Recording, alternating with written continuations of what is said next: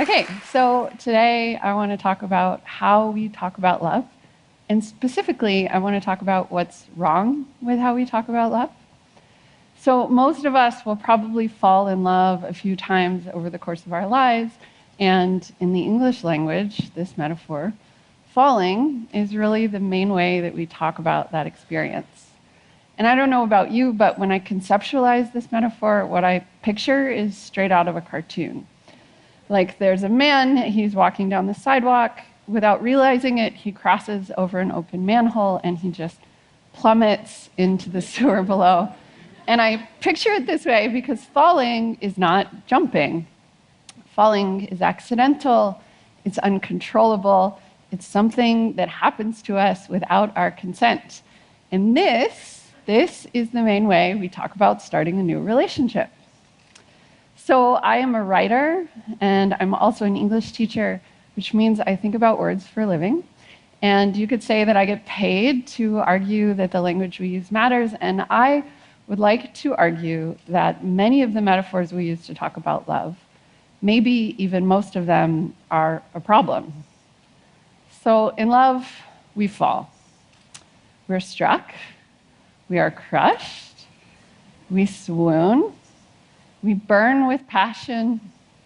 Love makes us crazy, and it makes us sick. Our hearts ache, and then they break. So our metaphors equate the experience of loving someone to extreme violence or illness. They do. And they position us as the victims of unforeseen and totally unavoidable circumstances. So my favorite one of these is smitten, which is the past participle of the word smite. And if you look this word up in the dictionary, you will see that it can be defined as both grievous affliction and to be very much in love. So I tend to associate the word smite with a very particular context, which is the Old Testament.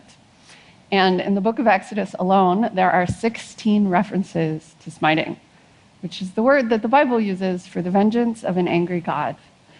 So here we are using the same word to talk about love that we use to explain a plague of locusts, right? So how did this happen? How have we come to associate love with great pain and suffering? And why do we talk about this ostensibly good experience as if we are victims? So these are difficult questions, but I have some theories. And to think this through, I want to focus on one metaphor in particular, which is the idea of love is madness. So when I first started researching romantic love, I found these madness metaphors everywhere. The history of Western culture is full of language that equates love to mental illness. And these are just a few examples. So William Shakespeare, love is merely a madness from As You Like It. Friedrich Nietzsche, there's always some madness in love. Got me looking so crazy in love. From the great philosopher Beyonce Knowles. So I fell in love for the first time when I was 20, and it was a pretty turbulent relationship right from the start. And it was long distance for the first couple of years. So for me, that meant very high highs and very low lows. And I can remember one moment in particular. I was sitting on a bed in a hostel in South America, and I was watching the person I love walk out the door. And, it was late, it was nearly midnight. We'd gotten into an argument over dinner, and when we got back to our room, he threw his things in the bag and stormed out. And while I can no longer remember what that argument was about, I very clearly remember how I felt watching him leave. So I was 22. It was my first time in the developing world. And I was totally alone. I had another week until my flight home, and I knew the name of the town that I was in and the name of the city that I needed to get to fly out, but I had no idea how to get around. I had no guidebook and very little money, and I spoke no Spanish. So someone more adventurous than me might have seen this as a moment of opportunity, but I just froze. I just sat there, and then I burst into tears. But despite my panic, some small voice in my head thought, wow, that was dramatic. I must really be doing this love thing right. Because some part of me wanted to feel miserable in love. And it sounds so strange to me now, but at 22, I longed to have dramatic experiences. And in that moment, I was irrational and furious and devastated. And weirdly enough, I thought that this somehow legitimized the feelings I had for the guy who had just left me. So, I think on some level, I wanted to feel a little bit crazy because I thought that that was how love worked. And this really should not be surprising, considering that according to Wikipedia, there are 8 films, 14 songs, 2 albums, and 1 novel with the title Crazy Love. So about half an hour later, he came back to our room. We made up. We spent another mostly happy week traveling together. And then when I got home, I thought, that was so terrible and so great. This must be a real romance. So I expected my first love to feel like madness, and of course, it met that expectation very well. But loving someone like that, as if my entire well-being depended on him loving me back, was not very good for me or for him. But I suspect this experience of love is not that unusual. Most of us do feel a bit mad in the early stages of romantic love. And in fact, there is research to confirm that this is somewhat normal, because neurochemically speaking, romantic love and mental illness are not that easily distinguished. This is true. So this study from 1999 used blood tests to confirm that the serotonin levels of the newly in love very closely resembled the serotonin levels of people who'd been diagnosed with obsessive compulsive disorder. Yes, and low levels of serotonin are also associated with seasonal affective disorder and depression. So there is some evidence that love is associated with changes to our moods and our behaviors, and there are other studies to confirm that, most relationships begin this way. So researchers believe that the low level of serotonin is correlated with obsessive thinking about the object of love, which is like this feeling that someone has set up camp in your brain. And most of us feel this way when we first fall in love. But the good news is that it doesn't always last that long, usually from a few months to a couple of years.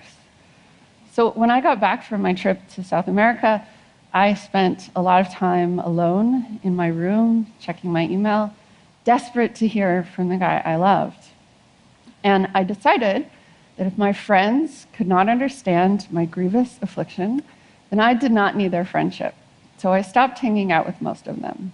And it was probably the most unhappy year of my life.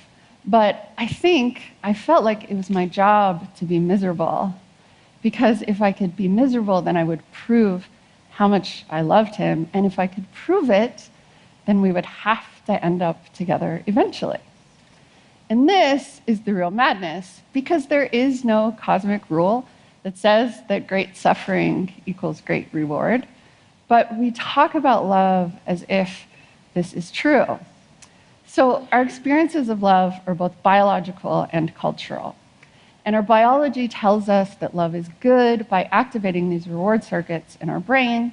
And it tells us that love is painful when, after a fight or a breakup, that neurochemical reward is withdrawn. And in fact, and maybe you've heard this, neurochemically speaking, going through a breakup is a lot like going through cocaine withdrawal, which I find reassuring. And then our culture uses language to shape and reinforce these ideas about love. In this case, we're talking about metaphors about pain and addiction and madness. So it's kind of an interesting feedback loop, right? Love is powerful and at times painful, and we express this in our words and stories. But then our words and stories prime us to expect love to be powerful and painful. And what's interesting to me is that all of this happens in a culture that values lifelong monogamy. So it seems like we want it both ways. We want love to feel like madness, And we want it to last an entire lifetime. That sounds terrible. So to reconcile this, we need to either change our culture or change our expectations.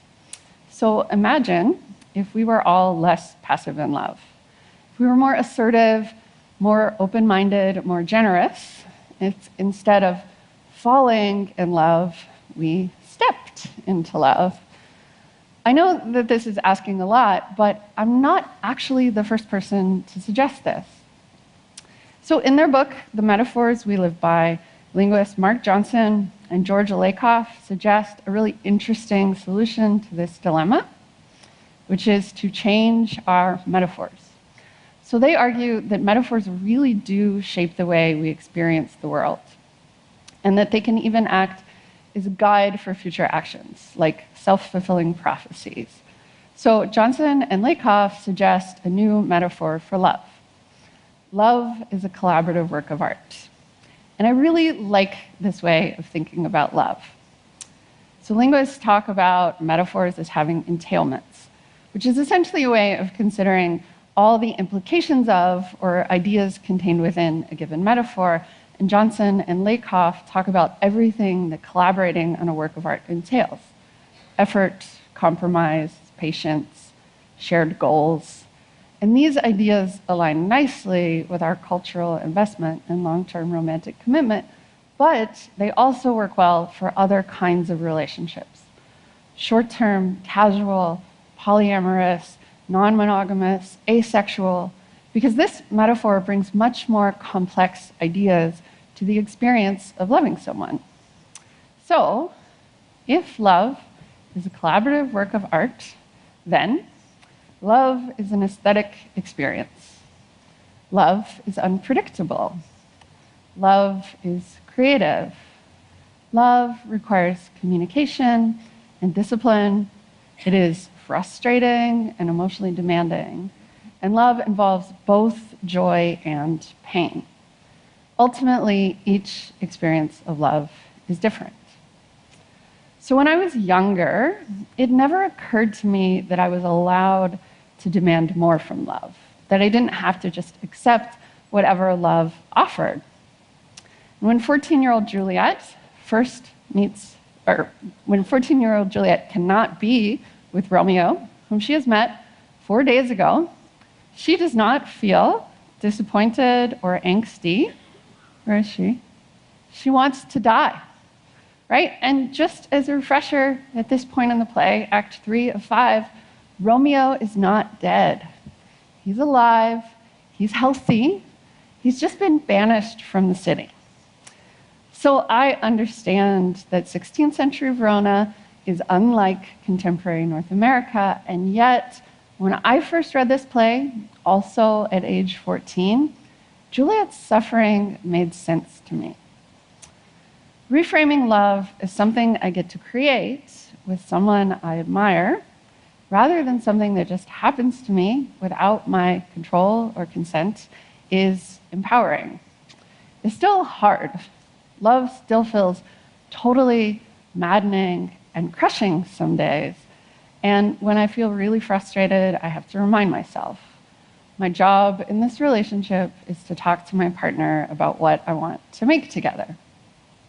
And this isn't easy either, but it's just so much better than the alternative, which is that thing that feels like madness.